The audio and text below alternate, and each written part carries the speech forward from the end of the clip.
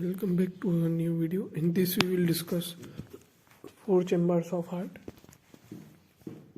namely right and left atrium and right and left ventricles. Right atrium first. Right atrium receives blood from three veins, that is three major veins: superior inferior vena cava, coronary sinus, superior and inferior vena cava, and third is coronary sinus. Upper end of right atrium is prolonged towards left to form left auricle. Anterior wall is rough due to muscular ridge, which also extends into auricle. At the right border of atrium, there is a shallow groove between inferior and superior vena cava, known as sulcus terminalis. sulcus terminalis वो groove है जो superior और inferior vena cava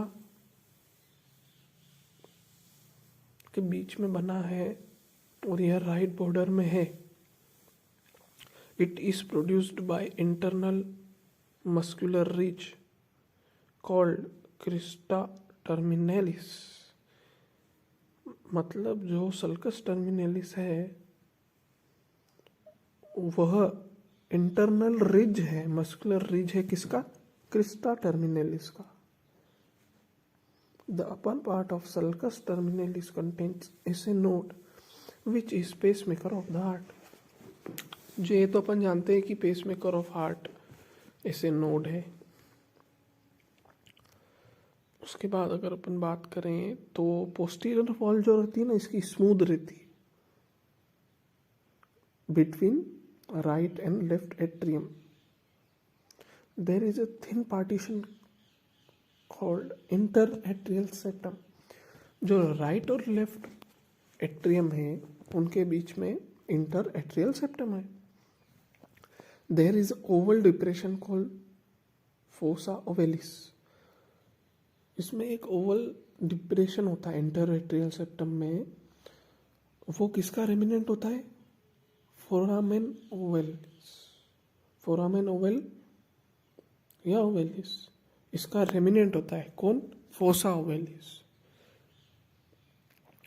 opening in inter atrial septum of fetal heart. जब development होता है heart का तो lungs जो रहते हैं वो नॉन फंक्शनल होते हैं, तो इसमें से ब्लड लेफ्ट से राइट में चला जाता है.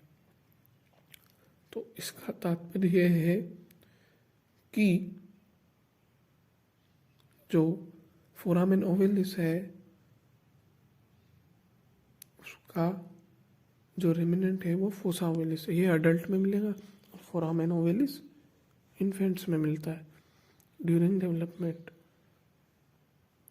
Blood passes from right atrium to right ventricle through tricuspid wall.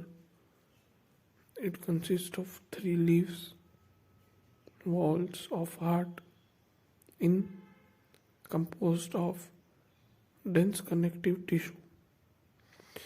अब जो ये ट्राइकस्पिड वॉल होता है ये तीन वॉल से बना होता है और इसमें डेंस कनेक्टिव टिश्यू होता है जो कि कवर्ड होता है एंडोकार्डियम से. एंडोकार्डियम इसको कवर करके रखता है. जो राइट एट्रियम है अपना, इसमें जो मेन ट्रिब्यूटरीज आ रही है, कौन कौन आ रहा है ब्लड लेके, तो उसकी बात करें तो सुपीरियर और inferior vena cava, coronary sinus और एंटीरियर कार्डियक वेन.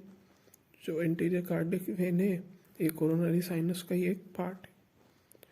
और थिबेशियन वेन जिसको अपन बोलते हैं वेना कॉर्डिस मिनिमी,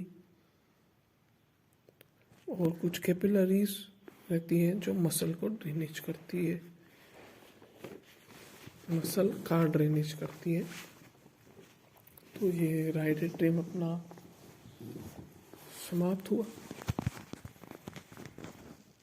उसके बाद अपन बात करें लेफ्ट एट्रियम की. It is quadrangular chamber situated posteriorly. ये पोस्टीरियर सरफेस या पोस्टीरियर बॉर्डर या लेफ्ट बॉर्डर पे सिचुएटेड होता है, अपर एंड पे। His appendage called left auricle towards left, जो लेफ्ट साइड होता है किसका, लेफ्ट एट्रियम का, उसमें क्या अपेंडेज होती है, left auricle. Left atrium forms 2/3 of base of the heart. जो बेस ऑफ द हार्ट है उसका जो 2/3 है वो लेफ्ट एट्रियम फॉर्म करता है। Most of the left border of the heart, अब जो लेफ्ट बॉर्डर है हार्ट की वो भी मोस्टली लेफ्ट एट्रियम ही फॉर्म करता है या इससे फॉर्म होती है। Left atrium receives oxygenated rich blood. ये तो अपन को पता है कि जो ऑक्सीजनेटेड ब्लड जो लंग्स से आता है पल्मोनरी वेन्स के थ्रू, वह ड्रेन होता है किसमें, लेफ्ट एट्रियम में।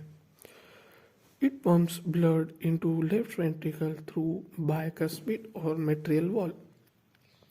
जो बाइकस्पिड वॉल होते हैं उनके थ्रू ब्लड कहाँ से, लेफ्ट एट्रियम से लेफ्ट वेंट्रिकल की ओर जाता है।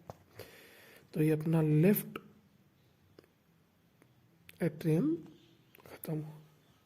The important part is right atrium. Left atrium तो नॉर्मली इतना वो लेंदी नहीं है। उसके बाद बात करें राइट वेंट्रिकल की, तो it is a triangular chamber receives blood from the right atrium. जो राइट वेंट्रिकल होता है वो किससे रिसीव करता है ब्लड, राइट एट्रियम से। और ये पंप करता है ब्लड कहाँ पर, लंग्स में, through pulmonary trunk and pulmonary arteries. Pulmonary trunk ही आगे जाके पल्मोनरी आर्टरी बनाएगा। इट फॉर्म्स इंफीरियर बॉर्डर, और फर्स्ट हो गई इंफीरियर बॉर्डर और सेकेंड ये बनाता स्टर्नोकोस्टल सरफेस। जो स्टर्नम और कोस्टल कार्टिलेज के पीछे होती है, जस्ट पीछे, तो ये फॉर्म होती है राइट एट्रियम से। It's interior has 2 parts, inflow part और आउटफ्लो पार्ट। जो इनफ्लो पार्ट होता है यह रफ होता है, क्यों, क्योंकि इसमें प्रेजेंट्स होते हैं मसल के रिज, जिनको अपन बोलते हैं ट्रेबेकुलर कार्डिया। ये इनफ्लो पार्ट होता है। और आउटफ्लो पार्ट क्या होता है, इनफंडिबुलम पार्ट बोलते हैं इसको, give rise to pulmonary trunk. जब एंटीरियर के 2 पार्ट हो गए, इनफ्लो और आउटफ्लो। इनफ्लो मतलब जहाँ से ब्लड आएगा, ये बना, इसको अपन बोलते हैं ये, और ये रफ होता है, इसको अपन क्या बोलते हैं, ट्रेबेकुलर कार्डिया। और जो आउटफ्लो पार्ट होता है इसको बोलते हैं इनफंडिबुलम पार्ट, और ये है पल्मोनरी ट्रंक को राइज करता है। मतलब राइट वेंट्रिकल से ब्लड जाएगा लंग्स में, हाँ, तो पल्मोनरी ट्रंक से ये जाता। अब इसमें राइट वेंट्रिकल में 2 ऑरिफिस होते हैं। पहला ऑरिफिस राइट एट्रियोवेंट्रिकुलर ऑरिफिस, मतलब जिसमें एट्रियम से वेंट्रिकल में ब्लड आता है, तो ये गार्डेड होता है ट्राइकस्पिड वाल्व से, क्योंकि जो डीऑक्सीजनेटेड ब्लड है वो उसका बैक फ्लो नहीं होना चाहिए। अगर जो ऑक्सीजनेटेड ब्लड का बैक फ्लो हो गया तो उसमें कोई दिक्कत नहीं है, दिक्कत तो है पर इतना कॉम्प्लिकेटेड नहीं होता, सीवियर कंडीशंस नहीं होती, नॉर्मल होता। लेकिन जो डीऑक्सीजनेटेड ब्लड है अगर वो टिश्यू में बैक फ्लो होता है तो टिश्यू के डेड होने के चांसेस बढ़ जाते हैं। इसीलिए जो लेफ्ट और राइट वेंट्रिकल है इसके बीच में 3 कस्प हैं। और अपन ने आगे पढ़ेंगे कि जो लेफ्ट एट्रियम और लेफ्ट वेंट्रिकल होता है उसमें 2 कस्प होते हैं, वो बाइकस्पिड वॉल होता है जो अपन पढ़ चुके ऊपर। उसके बाद पल्मोनरी ऑरिफिस होता है किसमें, राइट वेंट्रिकल में। 2 ऑरिफिस होते हैं, राइट एट्रियो वेंट्रिकुलर ऑरिफिस जो ट्राइकस्पिड वॉल से गार्डेड होता है, और पल्मोनरी ऑरिफिस ये पल्मोनरी आर्टरी में होता है, ये गार्डेड होता है सेमिलुनर वॉल से, पल्मोनरी ऑरिफिस। उसके बाद इसमें कुछ स्ट्रक्चर्स होते हैं जैसे रिजेस, ब्रिजेस और पिलर्स, जिनको अपन बोलते हैं पेपिलरी मसल। पिलर्स को पेपिलरी मसल्स बोलते हैं। और जो कस्प है उसमें कॉर्डिया टेंडिने जो रहती है वो पेपिलरी मसल्स से अराइज होती है और कस्प पे जाके अटैच होती है। उसके बाद लेफ्ट वेंट्रिकल की बात करते हैं। लेफ्ट वेंट्रिकल का जो मायोकार्डियम होता है वो थिक होता है as compare to right ventricle, क्योंकि लेफ्ट वेंट्रिकल इज यही मतलब पंप करता है ना ब्लड को, ऑक्सीजनेटेड ब्लड को पूरी बॉडी में, और राइट वेंट्रिकल तो लंग्स तक ही करता है बस। तो इसके लिए लेफ्ट वेंट्रिकल बहुत थिक होता है as compare to right ventricle. अब लेफ्ट वेंट्रिकल की बात करें, it receives oxygenated rich blood from the left atrium. यह लेफ्ट एट्रियम से ऑक्सीजनेटेड रिच ब्लड को रिसीव करता है और पंप करता है इसमें आयोटा में। It forms the apex of the heart. जो एपेक्स ऑफ द हार्ट है वो लेफ्ट वेंट्रिकल से फॉर्म होता है। हार्ट की जो लेफ्ट बॉर्डर होती है और लेफ्ट सरफेस होती है वह भी लेफ्ट वेंट्रिकल से ही फॉर्म होती है। थिंक करेंगे तो समझ में आ जाएगा, लेफ्ट बॉर्डर और लेफ्ट सरफेस। और अपन ने उधर क्या देखा था कि जो लेफ्ट बॉर्डर थी उसके मतलब जो मैक्सिमम पार्ट था वो लेफ्ट एट्रियम से फॉर्म हो रहा था, ऊपर की ओर लेफ्ट एट्रियम, नीचे की ओर left ventricle. Lower rough part shows trabeculae कार्डिए Kareena.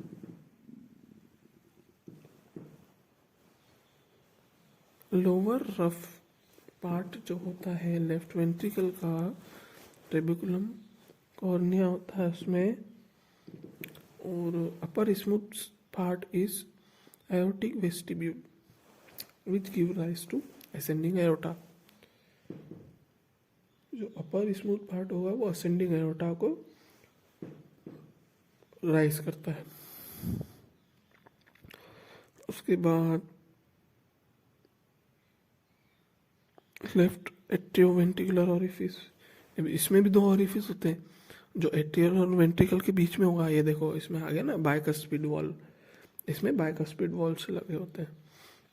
और जो सेकेंड ओरिफिस है वो है aortic orifice guarded by bicuspid valve, मतलब लेफ्ट साइड में बाइकस्पिड वॉल है। ठीक है, ये लेफ्ट एट्रियोवेंट्रिकुलर ओरिफिस और एओर्टिक ओरिफिस। और इसमें wall of left ventricle is walls of left ventricle is 3 times more thicker than right ventricle। जो ये अपन देख चुके हैं, क्योंकि लेफ्ट वेंट्रिकल को पूरे शरीर में ब्लड पंप करना है तो इसकी जो वॉल्स होती है लेफ्ट राइट वेंट्रिकल के कंपैरिजन में 3 टाइम्स मोर थिकर होती है। और जो लेफ्ट वेंट्रिकल होता है उसमें वेल डिफाइंड पेपिलरी मसल्स होती है जो कि 2 in नंबर होती है। Thank you.